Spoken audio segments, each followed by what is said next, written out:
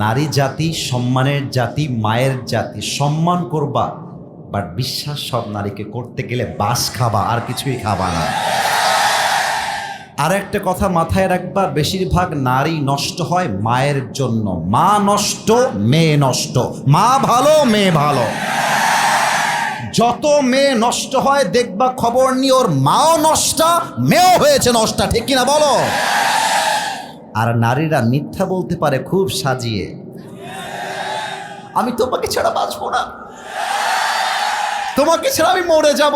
আরে বাবু, दाल में कुछ काला तो जरूर है, धोखे में पड़ना नहीं है, ये जिंदगी अपना जिंदगी है, किसी लड़की के लिए अपनी जिंदगी बर्बाद हो जाएगा ये तो नहीं हो सकता मेरे दोस्त। একটা মেয়ে ধোকা দিয়েছে মানেই যে আমি বেকা হয়ে যাব? নো। আরে ওর জন্য একটা বিয়ে জায়েজ, আমার জন্য 4টা বিয়ে জায়েজ। ও একটা করবে, আমি 4টা করে দেখায় দিব, পরোর টাইম নাই। আর একটা কথা মাথায় রাখবা, এটা আমি বলে শেষ করতে চাই যাতে করে তোমরা মনটা হারিয়ে না ফেলো। মাথায় রাখবা, নারী জাতি অলওয়েজ বেটার অপশন খুঁজতে যায়, এবং যেই নারী পরকীয়ায় আসক্ত, ওই নারীর সঙ্গে আর যাই হোক সংসার করা যায় না যুবক ভাইরা আমার।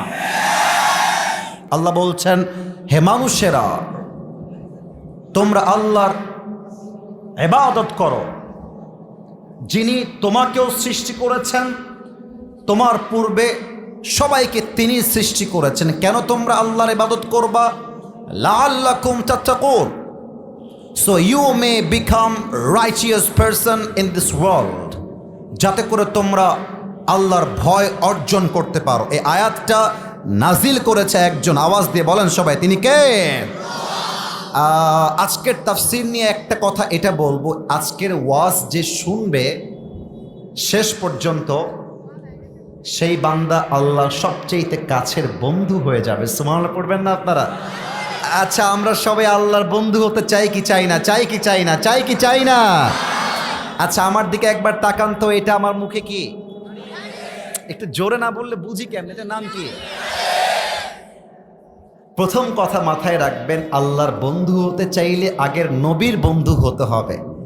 যে নবীকে ভালোবাসতে পারে না, সে আল্লাহকে ভালোবাসতে পারে না, ঠিক কিনা বলো? অনেক সময় দেখবেন অনেক মেয়েরা দাড়ি দেখলে চুলকানি শুরু হয়ে যায়, দাড়িওয়ালা এদের পছন্দ হয় না। আরে যেই মেয়ের দাড়ি পছন্দ না, তার জন্য বিটিএস এর হিজড়া ছাড়া সেকেন্ড কোনো অপশন আমাদের কাছে নাই। আরে দাড়ি যার পছন্দ সে আমার বউ হওয়ার যোগ্য, আর দাড়ি যার পছন্দ না সে আমার বাড়ির বউ হওয়ার কোনো যোগ্যতাই তো রাখে না। বাগমারার ভাইরা, আল্লাহকে ভালোবাসতে চাইলে নবীকে ভালোবাসার দরকারটা আছে না নাই? আল্লাহকে যে পাইতে চায়, হযরতকে ভালোবেসে, আরশ কুরসি লৌহ কালম না চাহিতে পেয়েছে সে, ঠিক কিনা বলেন? রসুল নামের রশি ধরে যেতে হবে আল্লাহর ঘরে, নদী তরঙ্গে কে পড়েছে ভাই দরিয়াতে সে, আপনি মেশে হযরতের অনুসরণে, আরশ কুরসি লৌহ কালম না চাহিতে পেয়েছে সে। সুবহানাল্লাহ পড়েন না সবাই? अगर अल्लाह मिला तो सब कुछ मिला, अल्लाह ना मिला तो कुछ भी ना मिला। যে আল্লাহকে পেল দুনিয়ার কিছুই পেল না, তবুও সে সব পেল। আর যে আল্লাহকে পেল না আর দুনিয়া, যা হয়ে যাক আল্লাহ ভরসা, আল্লাহর উপরেই আমার ধৈর্য।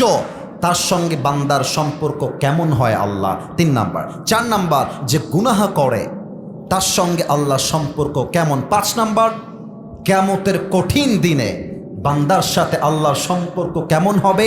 এই হচ্ছে 5টা পয়েন্ট। পড়েন সবাই সুবহানাল্লাহ। এবার আসুন প্রথম পয়েন্টে যাই। বলেন তো বাংলাদেশের রাজধানীর নাম কি? ওয়াজ তো শুরু হলো কেবল, বলেন সবাই বাংলাদেশের রাজধানীর নাম কি? আমার বাগমারা ভাইয়েরা, ঢাকার শুরুতে একটা জেলা আছে, নাম হচ্ছে গাজীপুর। নাম কি শুনেছেন? নাম কি জানা আছে নাকি নাই?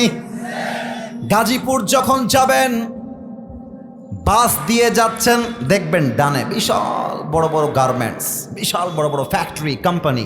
বিশাল বড় বড়। আচ্ছা সাভার বিশাল বড় বড় কোম্পানি। আচ্ছা ওই সব বাদ, আর ঢাকাই বাদ, রাজশাহীতে আসেন। রাজশাহীতে আইবাদ নাম শুনছেন? একটু জোরে বলেন, শুনছেন না?